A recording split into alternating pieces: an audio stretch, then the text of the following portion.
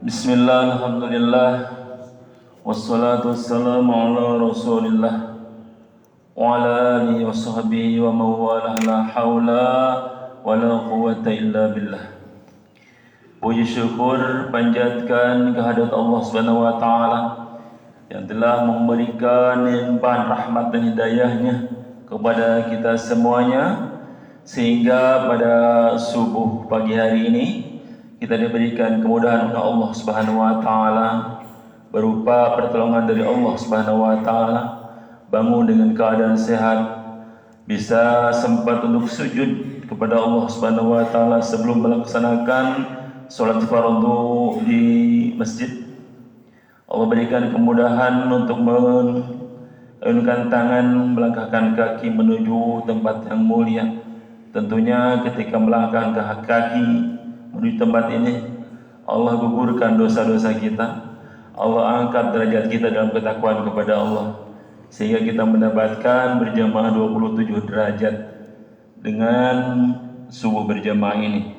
Mudah-mudahan bapak-bapak, ibu-ibu, amalan semacam ini menjadikan amalan istiqomah untuk ibadah kepada Allah Subhanahu wa taala. Amin ya rabbal alamin. Selanjutnya salawat dan salam tak lupa kita sanjungkan kepada Nabi besar Muhammad sallallahu alaihi wasallam, keluarganya, para sahabatnya, dan para pengikutnya yang setia sampai akhir zaman. Tentunya setelah kita melaksanakan ibadah salat subuh, wirid dengan berdoa, kita lanjutkan kepada siraman rohani. Kali ini akan kita dengarkan dari Ustaz Miftah Surur dalam kajian dalam kitab Sulukul Adabul Murid. Mudah-mudahan kita ngikutin kajian ini mendapatkan ilmu yang bermanfaat. Amin ya rabbal alamin. Kita awali dengan membacakan doa, Rabbi zidni ilman warzuqni fahman. Kepada Ustaz Miftah Surur, waktu dan tempat dipersilahkan.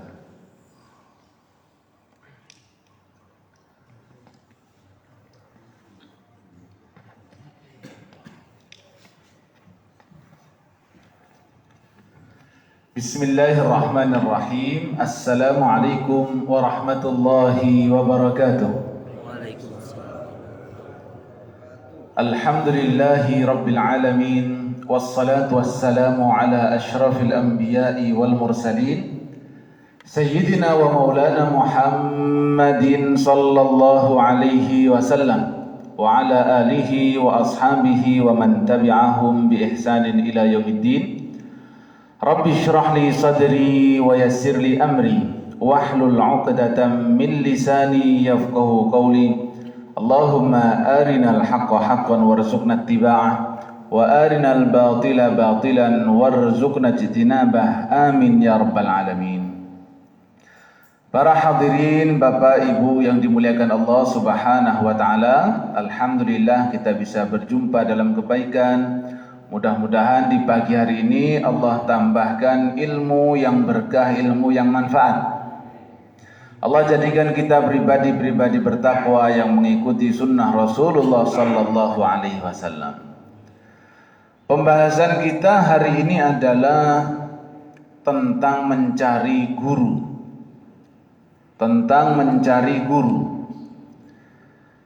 Karena pembahasan kitab Adab Sulukil Murid, di sini ada pembahasan rata-rata tentang tasawuf, penyucian jiwa, bagaimana kita ini kemudian bisa menuju jalan-jalan Allah dengan baik, yang harapannya ketika istiqomah saat hidup, istiqomah di jalan Allah, kita bisa melaksanakan perintah Allah, mengikuti sunnah Rasulullah. Tentu nanti harapan kita ketika kita kembali kepada Allah itu semuanya husnul khatimah. Itu harapan kita. Oleh sebab itu di dalam satu pembahasan kitab ini ada pembahasan tentang mencari guru.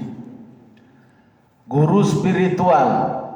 Karena ini sungguh merupakan sesuatu yang sangat penting. Ada beberapa pembahasan, salah satunya adalah Pentingnya kita memuliakan guru, bahkan melebihi penghormatan kita kepada orang tua. Itu di kitab-kitab disebutkan. Kenapa demikian? Para ulama menjelaskan, kalau orang tua kandung kita, itu banyak di antara orang tua itu yang hanya memikirkan bagaimana anaknya kenyang, punya sandang, punya pangan, punya papan. Sehingga banyak orang tua kalau anaknya sudah lulus kuliah merasa sudah sukses. Kalau sudah mantu, anaknya mantu semua, sudah sukses. Tidak ada satu kriteria khusus, harusnya saya begini. Kenapa?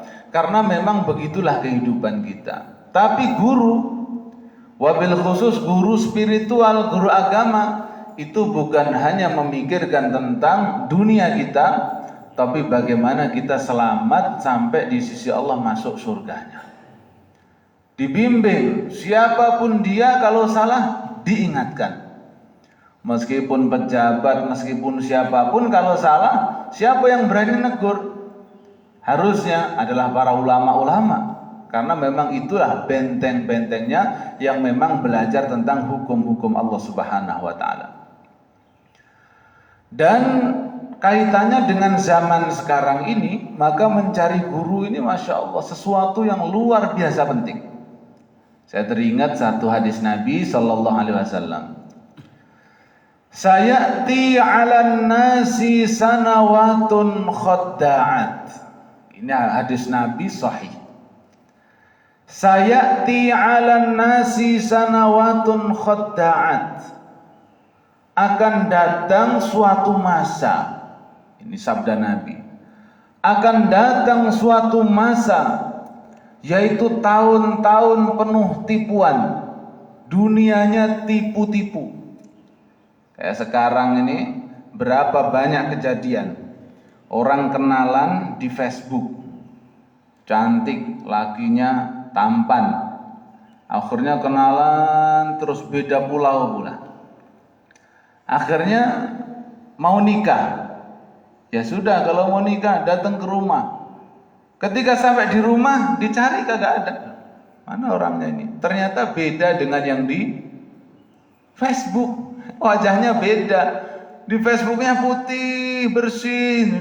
Ketika dikunjungin betul-betul dekil orangnya. Kenapa? Sekarang itu penuh tipu-tipu. HP itu Mbak, HP yang canggih-canggih itu.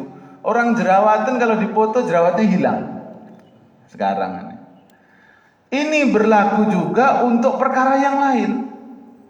Tahun tipu-tipu itu berjalan juga dengan perkara yang lain. Kalau tadi itu masalah Facebook ada tipu-tipu, ternyata di dunia yang lain juga ada tipu-tipu. Apa disebutkan oleh Nabi? Sayati 'alan nasi sanawatun khadda'at. Akan datang pada manusia tahun-tahun penuh tipuan. Yukadzabu fiha as-sadiq wa yusaddaqu fiha al-kadzib. Orang-orang yang jujur didustakan.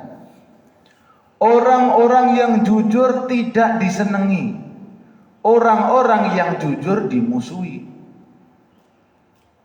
Apa selanjutnya? Wa yusaddaqu fiha al-kadzib. Tapi orang-orang pendusta malah dielu-elu. Orang-orang pendusta malah dikasih jabatan. Yang pendusta malah ditaruh di atas sebagai pemimpin. Dikatakan bahwa dia orang baik. Jadi sudah yang jujur ini didustakan, terlalu jujur juga katanya nggak baik, begini-begini. Justru yang nggak baik-baik itu kemudian dielu-elukan. Nah ini kalau konteksnya sekarang Masya Allah luar biasa. Sudah bercampur aduk namanya nilai-nilai kemanusiaan itu sudah Masya Allah. Campur aduk gak karu-karuan. Ya, saya punya kenalan begitu. Bukan siapa-siapa. Saya tahu latar belakang dia. Sekarang itu kemarin tiba-tiba minta doa. Minta doanya ya. Kenapa? Saya nyalek. Masya Allah nyalek. Punya pengalaman apa? Pengalamannya adalah tukang organ. Tukang organ itu apa namanya itu? Dangdut, nikahan itu. Tapi pengalamannya apa orang ini kayaknya? Tukang organ kok nyalon jadi pemimpin, Masya Allah. Nanti apa yang akan dilakukan? Wallahu a'lam. Ada pernah datang kepada saya minta doa dari sono jauh, dari negeri seberang Sumatera sana. Pak, minta doanya. Mau apa? Saya mau nyalek, Pak. Nyalek beneran? Beneran, saya mau nyalek. Kamu punya pengalaman apa?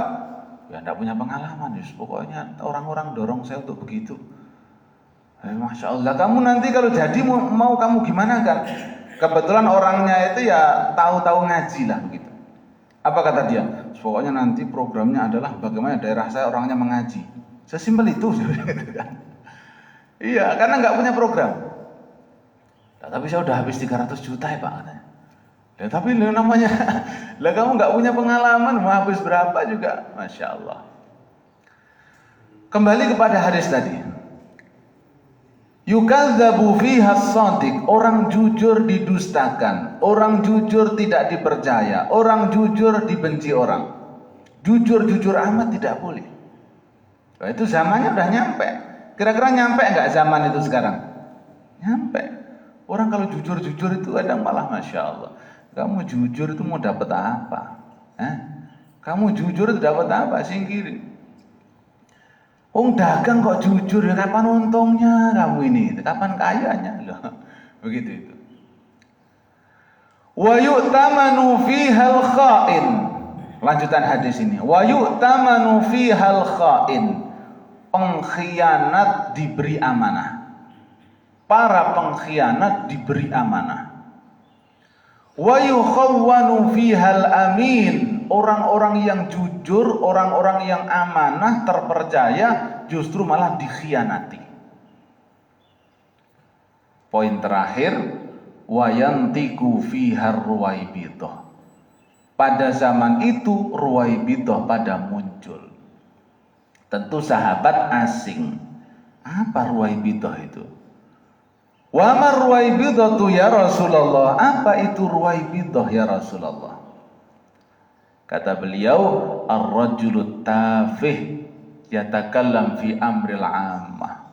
Orang-orang gak punya kompetensi, orang-orang tidak punya kualitas, tapi berbicara masalah umat, masalah perkara banyak. Dan ini berlaku juga untuk orang-orang yang bajunya ulama. Nah, kalau pakai baju ulama itu mudah, Pak. Jadi orang biasa, orang nggak pernah mondok, pakai bajunya jubah, didobelin pakai jas yang bagus, dipakein peci yang Al-Azhar itu, yang ada merahnya tuh ujungnya, jenggotnya panjangin dikit, jalan pakai tongkat. Assalamualaikum. Itu orang bisa cium tangan, Pak. Tapi mondok nggak pernah. Mondok nggak pernah, belajar agama nggak pernah, alif bataknya masih belum kencang. Tapi karena pakaiannya pakaian ulama, orang percaya. Oh ini orang hebat ini, orang hebat. Padahal baru lihat bajunya. Tapi memang baju itu mempengaruhi pandangan. Kalau orangnya kelihatan keren, orang itu percaya duluan. Ya, sebelum tahu isinya. Wayantiku fiha ruwaibitoh, saat itu ruwaibitoh muncul, yaitu orang-orang yang tidak punya kapasitas berbicara di luar kapasitasnya. Nah, kalau orang yang pakai baju ulama yang ngomong masalah agama, makanya sekarang terjadi kerancuan yang luar biasa. Ini beberapa waktu yang lalu yang lagi geger, ada pondok di mana itu? Mazhabnya apa mazhabnya? Oh saya itu baru dengar, padahal madhab fikih itu kan ya Imam Syafi'i, ya Imam Malik, Imam Abu Hanifah, Imam Ahmad bin Hambal. Ternyata di Indonesia madhabnya ada yang baru, madhab fikih. Loh apa salahnya? Nanti khotib itu perempuan, apa salahnya? Madhab saya madhab, orang nggak usah saya sebutin, ya. Nah, itu kemarin kan muncul tuh geger tuh. Madhab saya ini tidak pakai madhab yang lain macam-macam. Madhab saya adalah madhab ini, begitu kan. Tapi Masya Allah, padahal selama ini sudah ribuan tahun yang namanya belajar fikih itu mazhabnya jelas. Yang sudah diakui level dunia dari masa ke masa, ya Imam Abu Hanifah, Imam Malik, Imam Syafi'i, Imam Ahmad bin Hanbal. Kalau menyebutkan masalah dalil jelas. Dalam kitab ini, dalam kitab ini, dalam kitab Al-Qum, halaman sekian ini ada begini. Dasarnya daripada perbuatannya adalah ini. Kenapa khatib itu harus laki-laki, dasarnya ini. Kenapa kok imam itu harus laki-laki, dasarnya ini. Jelas di kitab-kitab fikih yang ada. Dan itu semuanya kembali kepada sunnah Rasulullah SAW. Nah, ternyata ada mazhab baru yang muncul di negeri kita ini. Nggak tahu beliau yang disebut itu kira-kira nulis kitab fikih apa kira-kira? Nulis kitab fikih apa kira-kira? Nah, sekarang tiba-tiba ada kemungkinan nanti khatib Jumat perempuan, kan? Mulai. Itu sudah terjadi di Amerika sana. Khatibnya perempuan, imamnya laki-laki. Sudah terjadi. Nah, Indonesia baru mulai. Padahal yang di sono udah digeruduk. Nah, di Indonesia baru mulai. Nah, ini Masya Allah. Makanya pentingnya kita mempunyai syekh, kita mempunyai guru. Karena memang begitulah kita ini, dengan berbagai macam kesibukan kita nggak sama. Tidak semua orang punya kesempatan mondok, tidak semua orang punya kesempatan belajar agama, mengkaji kitab, mengkaji Quran, mengkaji tafsir. Tidak semua orang punya kesempatan itu. Ada yang di waktu kecil karena ngikut orang tua, nak kamu begini jalurnya. Betul, dia sekolah, dia kuliah dan sebagainya. Baru setelah dia matang keilmuannya mulai berpikir, ya Allah, saya ini sudah S3 tapi kok ngaji belum bisa ini. Wah, harus butuh guru saya ini. Mulailah dia berguru. Nah, perjalanan spiritual itu macam-macam antara satu orang dengan yang lain, tidak sama. Ada yang dia menemukan kelezatan ibadah ketika umur sudah 50 tahun. Ada yang menemukan kelezatan ibadah semenjak dia baru akil balik. Ada yang menemukan kelezatan ibadah ketika menjelang akhir usianya. Macam-macam. Dan untuk menuju itu, seseorang itu butuh guru pembimbing. Guru yang mengarahkan betul-betul tentang siapa dirinya. Bismillahirrahmanirrahim. Wal takun laka ayyuhal murid ainayatun tamah bi suhbatil akhyari wa mujalasati salihin al-abrari wa kun syadidal hirsi ala talabi syaikhin salihin mursyidin nasih arifin bisyari'ah salikin lit-tariqah da'ikan lil-haqiqah kamil aqli wasi'is sadr hasanis siyasah arifin bitabaqatin nasi mumayyizin baina gharaizihim wa fitarihim wa ahwalihim. Baik, ini beliau menyebutkan yang pertama. Jadilah engkau wal takun laka ayyuhal murid, jadilah engkau hai para murid ainayatun tamah bi suhbatil akhyari, mencari perlindungan yang sempurna, perlindungan diri dengan apa? Bi suhbatil akhyari, dengan cara bersahabat dengan orang-orang baik. Bersahabat dengan orang-orang baik. Alhamdulillah Masjid Babul Jannah selalu memberikan yang terbaik insyaallah. Kajian seminggu berkali-kali. Kenapa masjid-masjid melakukan itu? Untuk memfasilitasi supaya masyarakat sekitar masjid itu punya koneksi dengan para ustadz, dengan para ulama. Coba nih kalau nggak rajin ke masjid, nggak ikut kajian, nyari gurunya gimana? Alah, saya nggak usah ke masjid, saya nyari guru sendiri aja. Ya kadang kesulitan dengan kesibukan kita. Maka masjid-masjid alhamdulillah Jabodetabek ini rata-rata ada pengajian. Lah itu kalau kita lihat dari apa yang disampaikan oleh Habib Abdullah Al-Haddad adalah untuk menjaga masyarakat sekitar masjid ini supaya semuanya kebagian hidayah Allah. Kumpul ke masjid dapat hidayah Allah Subhanahu wa taala supaya kita punya lingkungan yang baik, punya teman-teman yang baik, punya guru-guru pembimbing. Ya, bisuhbatil akhyari wa mujalasatis sholihinal abrari. Dan kita punya teman duduk dari kalangan orang-orang soleh. Jadi punya teman duduk. Lah kita itu teman duduk kita ini macam-macam. Saya baru kemarin nih hari malam Sabtu. Namanya teman duduk itu anak-anak, Masya Allah. Hari ini kalau kita lihat Bapak Ibu sekalian, coba lihat hari ini bagaimana. Satu hal yang menyenangkan adalah hari ini produk kopi luar biasa di Indonesia. Tapi lihat warung kopi hari ini, Masya Allah. Rame majelis kopi itu sekarang. Ini aja di sini ada berapa warung kopi di sini nih? Pondok Duta nih. Banyak kan? Lah kalau malam itu Masya Allah motor itu berjajar.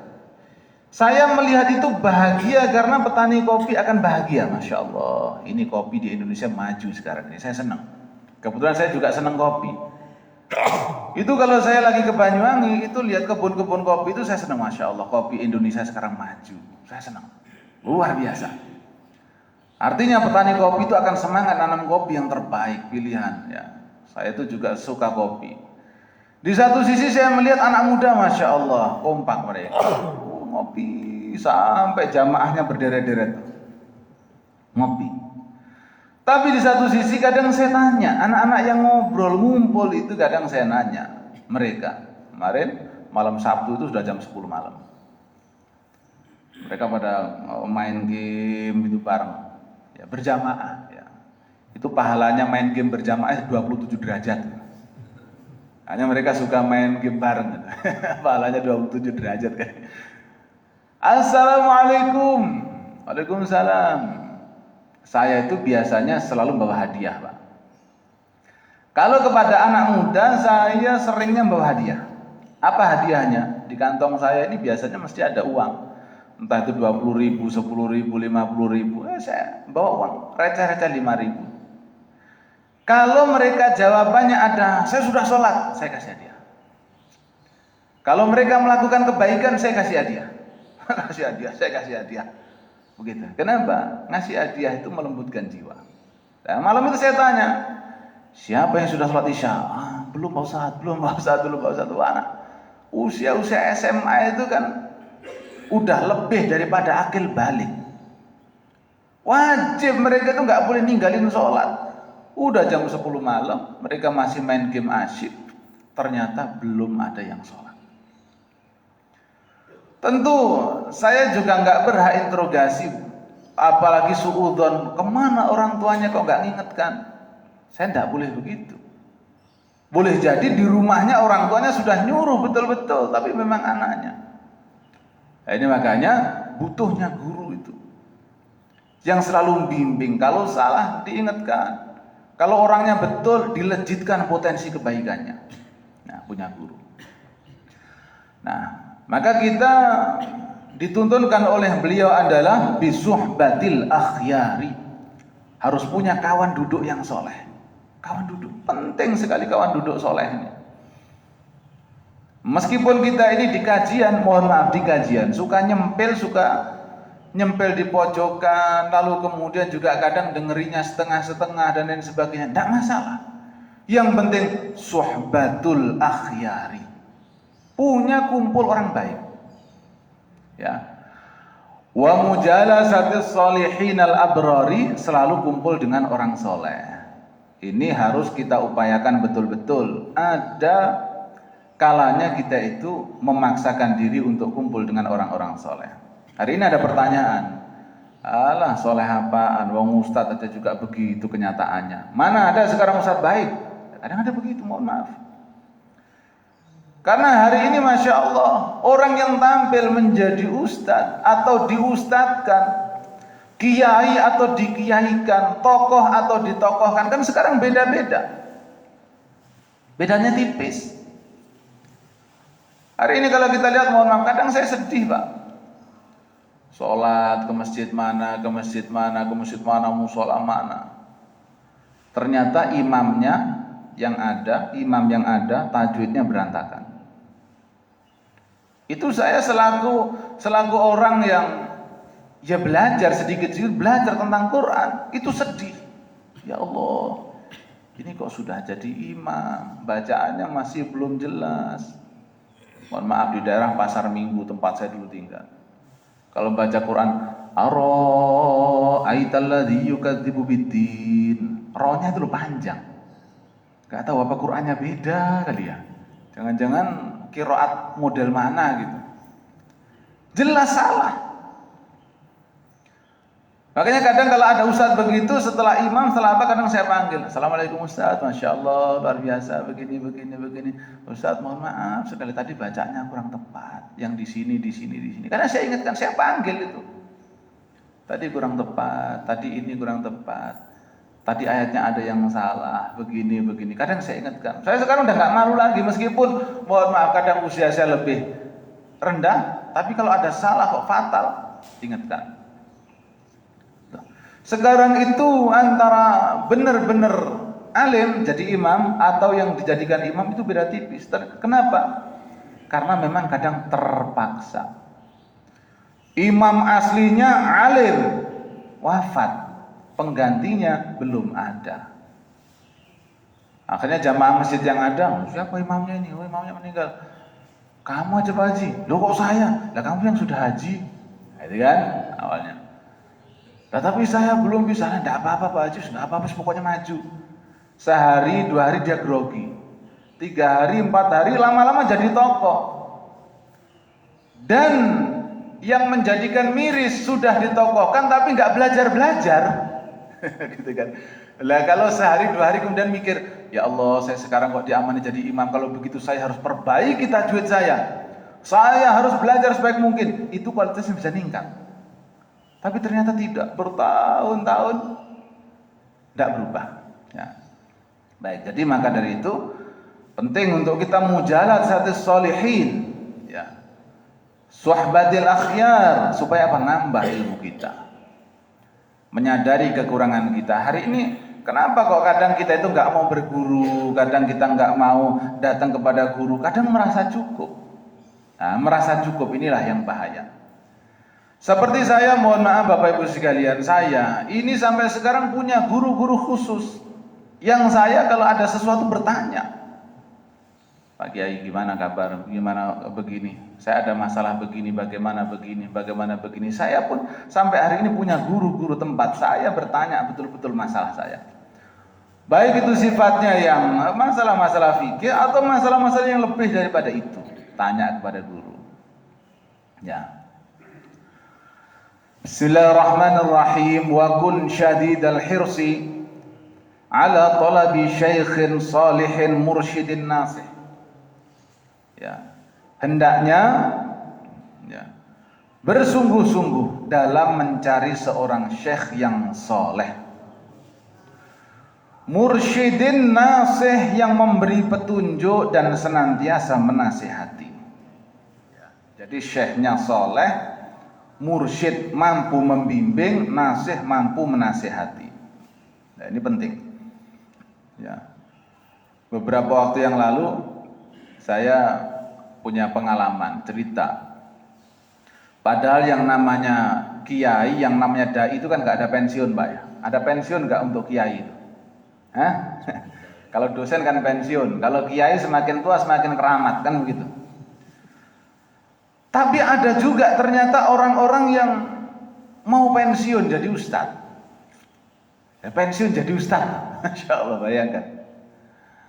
Tiba-tiba datang, ya, ngomong. Ini jauh, tempatnya jauh, nggak di daerah sini, jauh soalnya. Pak, ya, saya sekarang ini udah tua begini nih. Pokoknya saya nggak mau lagi jadi khatib. Oh begitu? Nggak mau lagi jadi imam.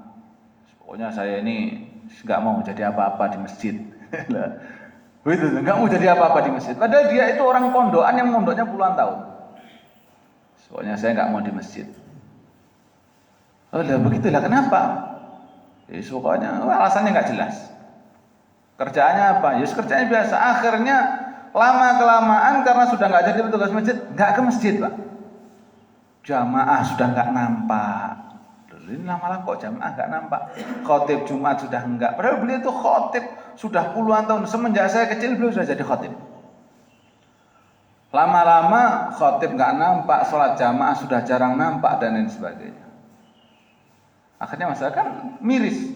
Akhirnya didatengin lagi beliau tuh. Nggak boleh begitu. Kamu itu sudah tokoh loh Kang. Kamu itu begini udah lama ngaji begini. Balik lagi ayo. Balik lagi. Sekarang alhamdulillah kalau saya dapatin beliau masya Allah. Sholatnya 5 waktu sudah di masjid lagi. Kenapa bisa begitu? Barangkali suhbah, temennya siapa? Nah ini teman ini penting. Ketika beliau didatengin lagi oleh kawan-kawan, dinasihatin, kamu itu begini, kamu begini, mendapatkan suhbah lagi. Dapat teman lagi, oh iya saya ini sudah melenceng jauh. Ini alhamdulillah teman-teman datang begini-begini. Alhamdulillah sekarang rajin lagi. Itulah pentingnya suhbatus sholihin. Kalau sudah mulai melenceng, ditarik lagi. Ya. Baik. Wa kun syadidal hirsi ala talabi syaikhin salihin mursyidin nasih. Hendaknya mencari betul-betul seorang syekh yang saleh, mursyid mampu membimbing, nasih mampu menasihati. Nyari. Kita cari. Kalau memungkinkan satu syekh yang betul-betul kita akrab dengannya. Kalau Bapak Ibu sekarang coba, siapa yang akrab dengan saya? Misalkan, kalau saya misalkan sebagai santri yang sekarang diundang di sini, kan belum punya kan? Siapa yang pernah ngopi di rumah saya? Nah, belum pernah. Ada ustadz yang besok ngajar di sini, siapa yang akrab betul dengan ustadz itu? Yang kemudian sampai ngopi bareng, sampai kemudian akrab betul-betul, permasalahan hidup disampaikan, kadang belum punya. Syekh yang betul-betul klop dengan jiwa kita. Kita paham alimnya dia. Kapan kita duduk bareng? Nah, itu yang dimaksud di sini sebenarnya syekh yang khusus itu. Bukan syekh itu yang kajian begini, tapi lebih khusus daripada itu, pembimbing spiritual yang lebih dalam lagi. Dan itu tidak bisa kecuali dengan suhbah. Suhbah itu kebersamaan. Jadi bersama dengan syekh itu.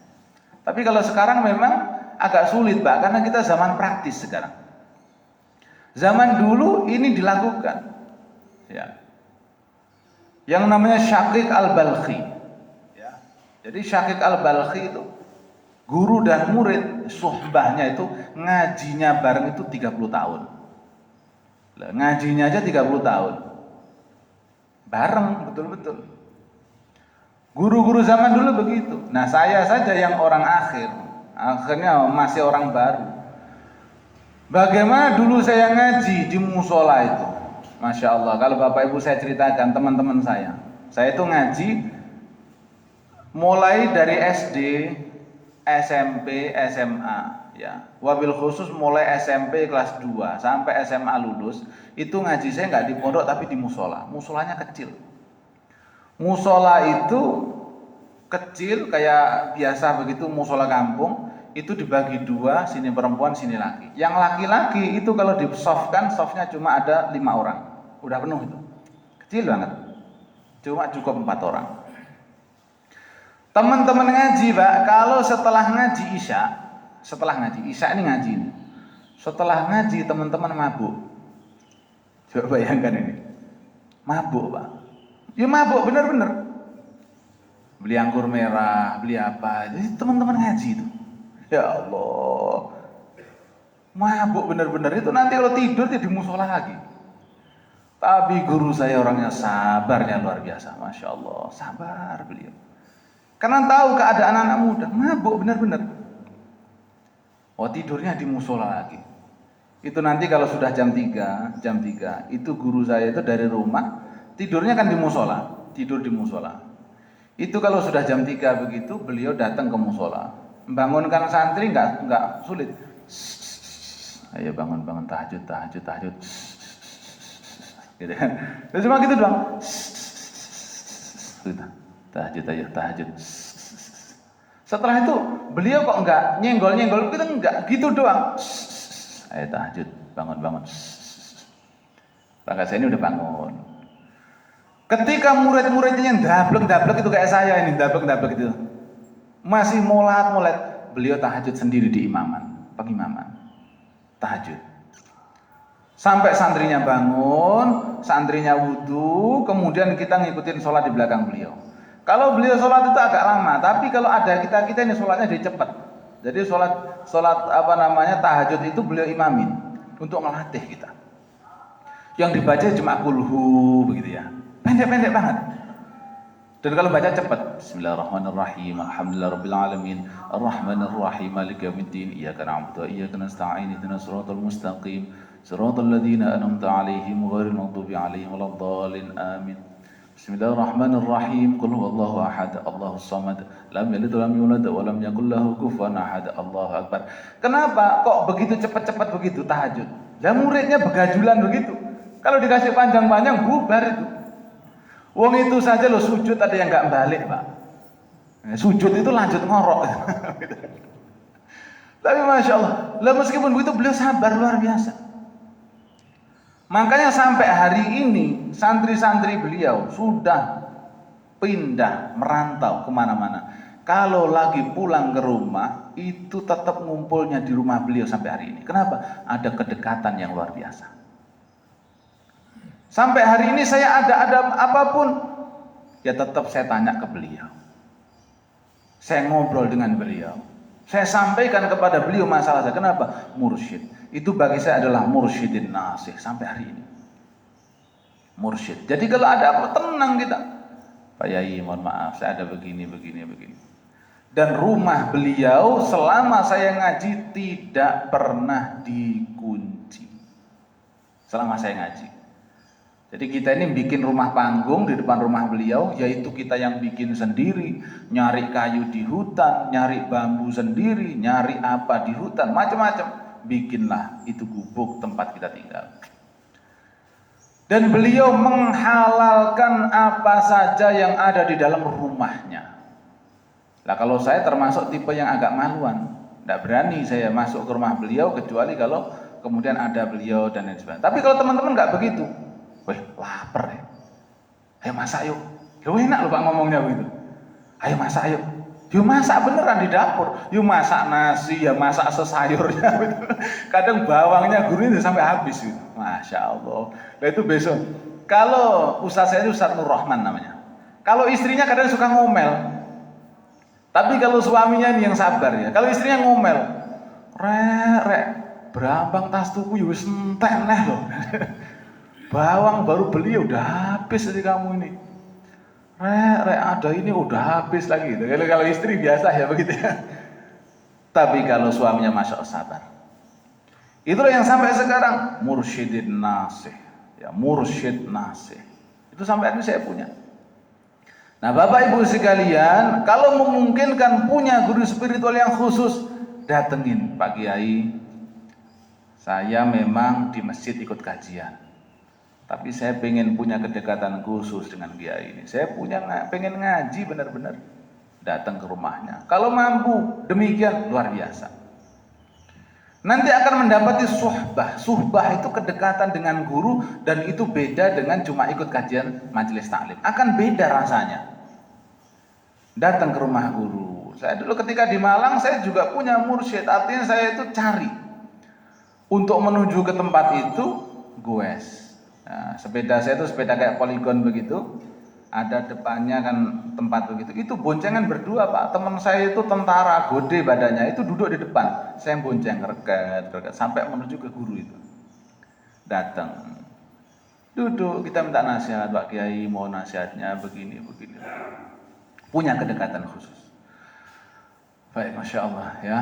Jadi hendaknya syadidal hirsi, mencari betul-betul, nyari. Kalau punya kedekatan khusus, apa keuntungannya? Guru yang bersangkutan faham karakter kita. Ada masalah-masalah yang di kajian tidak ditemukan oleh ustadz karena nggak dekat. Saya nggak kenal dengan bapak-bapak dan lain sebagainya, nggak tahu masalahnya apa dan lain sebagainya. Tapi kadang ada orang yang kemudian mengkhususkan diri kepada satu guru, gurunya paham, oh karakter kamu itu begini. Kamu itu begini, kamu harusnya begini. Nah, karena makanya Rasulullah Sallallahu Alaihi Wasallam Itu orang terdekatnya disebut apa namanya? Sahabat. Kenapa kok sebutnya sahabat? Punya suhbah, kedekatan khusus dengan Nabi.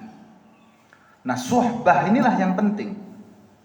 Suhbah itu berguru, mulazamah, faham sampai sedetail-detailnya akhlak gurunya. Guru faham betul karakter muridnya. Itu namanya suhbah. Sampai tahu, guru saya kalau makan itu begini caranya. Guru saya kebiasaannya itu begini. Guru saya kalau senyum begini. Guru saya kalau begini. Coba Ustadz Muslih, apa yang disampaikan sampai sekarang kepada santri-santrinya? Kenapa di Baitul Quran, kalau bapak-bapak ke Baitul Quran, sholat jamaah nih, setelah sholat sendalnya sudah tertata rapi, dibeki di Baitul Quran. Itu Ustadz Muslih selalu menyampaikan, saya punya guru di langitan. Semenjak saya mondok sampai saya lulus, guru saya istiqomah naruh sendalnya. Jadi naruhnya itu ada tempat khusus, gurunya itu nggak pernah pindah naruh tempat di situ. Ada guru saya yang namanya Kiai ini, itu istiqomahnya luar biasa. Jadi kalau menjelang subuh Pak, itu bangunkan guru pakai mic begini. Assalamualaikum, ayo Kang, bangun Kang. Kang Bejo bangun, Kang Sarmin bangun. Disebutkan satu persatu nama santrinya itu. Nah, sampai akhirnya gurunya ini meninggal. Ketika meninggal ada santri yang nirukan gurunya. Kang, ayo bangun. Nangis Pak santri Pak. Jadi santri itu nirukan gurunya, Kang bangun Kang Karman bangun, Kang Sarmin. Itu santri nangis. Kenapa? Karena sudah merasa punya kedekatan khusus dengan guru, dan guru itu sekarang wafat. Nah itulah sekarang kenapa di BG itu sendal rapi naruhnya. Ustadz Muslim mengatakan, saya punya guru di langitan. Dari awal saya nyantri sampai saya lulus, tidak pernah naruh sendalnya itu tidak pada tempat yang memang dia sudah istiqomah. Jadi ini suhbah, pentingnya suhbah. Makanya paham, gurunya paham. Makanya baginda Nabi SAW ketika ada sahabat datang, Ausini ya Rasulullah, beri saya nasihat. Ausini ya Rasulullah, beri saya nasihat. Rasulullah jawabnya gampang, la taghdab, jangan marah. Ausini ya Rasulullah, beri saya nasihat lagi, la taghdab, jangan marah. Beri saya nasihat lagi ya Rasulullah, la taghdab, jangan marah. 3 kali Nabi menyebutkan itu. Kenapa kok nasihatnya nggak berubah? Karena Rasulullah paham betul karakter orang ini pemarah. Lah karena saking pahamnya Rasulullah ngasih nasihatnya tepat. La taghdab, jangan marah, jangan marah, jangan marah. Nah ini kalau bisa kita punya guru-guru spiritual khusus yang dia sampai paham siapa kita. Akhirnya kita diarahkan betul-betul. Kemarin baru saya berkunjung, kemarin malam berkunjung salah satu orang di Tapos sana. Dulu dia kerjanya, mohon maaf Pak, kerjanya itu dia mengatakan, Pak Ustadz kerjaan saya nggak berkah, kerjaan saya begini, kerjaan saya begini. Datanglah dia mulazamah khusus kepada Ustadz Arifin Ilham. Mulazamah. Pokoknya kita harus datang kepada guru, ke Ustadz Arifin Ilham waktu itu almarhum. Datang sekali, 2 kali, 3 kali, 4 kali datang mulazamah. Sampai punya keakraban dengan Ustadz Arifin Ilham. Ketika datang, Pak Yai, Pak Ustadz, gimana kerjaan saya ini? Kok kerjaan saya begini-begini? Ya kamu keluar. Harus keluar lagi. Iya harus keluar. Kamu harus keluar. Ya tapi nanti gimana? Ya cari kerjaan dulu. Setelah itu kamu keluar. Apa yang terjadi? Keluar betul. Sampai-sampai orang yang bersangkutan ini dibodoh-bodohkan oleh saudara kandungnya, dibego-begokan keluarga kandungnya, sampai saudara kandungnya itu menjauhi dia. Kenapa? Karena pekerjaan ini gajinya sudah besar. Dan akhirnya dia keluar. Sampai sekarang itu putus dengan keluarga kandungnya Pak, karena merasa gak bisa dinasihatin. Orang dinasihatin, wah anak masih kecil hidupnya. Tapi kalau guru mampu menasihati itu, Lah kalau mengikuti keluarga, iya juga lah, saya pekerjaan besar lah. Kalau saya nanti begini nggak punya gaji gimana? Tapi seorang mursyid dia paham. Ya kalau nggak benar keluar. Beliau ngikutin siapa? Ngikutin gurunya. Nah, almarhum Ustadz Arifin Ilham. Yang datang tadi paham siapa Ustadz Arifin Ilham. Nah itu namanya suhbah, nyari guru spiritual. Nah kalau kita punya sesekali datang ke rumahnya, boleh Pak Kiai saya berkunjung, boleh minta nasihat khusus ya. Kalau begini kan nggak mungkin cerita perkara-perkara khusus.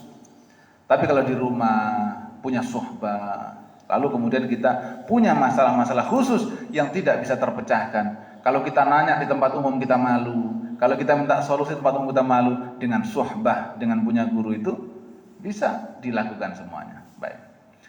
Itulah barangkali untuk mukaddimah tentang masalah guru, karena nanti insya Allah masih ada lanjutannya, karena sudah waktunya syuruk. Mudah-mudahan Allah karuniakan kita bisa istiqomah dalam kebaikan.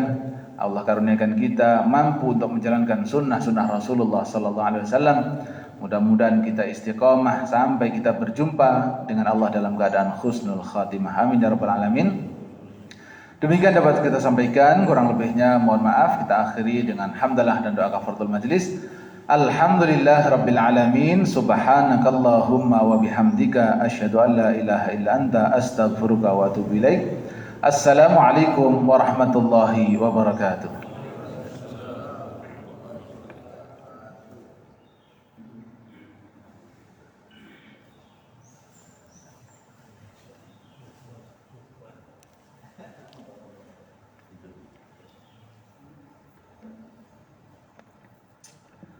Alhamdulillah kajian suruh pada hari ini telah disampaikan oleh Ustaz Tafsir Surur. Terima kasih Ustaz, mudah-mudahan bermanfaat ilmu yang disampaikan. Jazakumullah khairan. Mudah-mudahan kita diberikan anak-anak kita yang soleh dan solehah, mempunyai adab yang tinggi, ilmu yang bermanfaat. Kita pun juga mendapatkan guru-guru yang ilmunya bermanfaat. Kita selalu ta'zim atau kita mengidolakan guru kita, ilmunya dan ilmu yang bermanfaat tentunya kepada kita. Kalau kita nggak punya guru, siapa lagi kita ya? Tentunya kita perlu guru dan perlu penasehat, karena hidup sendirian tidak mungkin bisa benar selamanya. Harus ada yang menasehati. Tentunya guru yang mengarahkan. Demikian para jemaah yang ikuti kajian suruh pada pagi hari ini. Kita tutup dengan Assalamualaikum warahmatullahi wabarakatuh.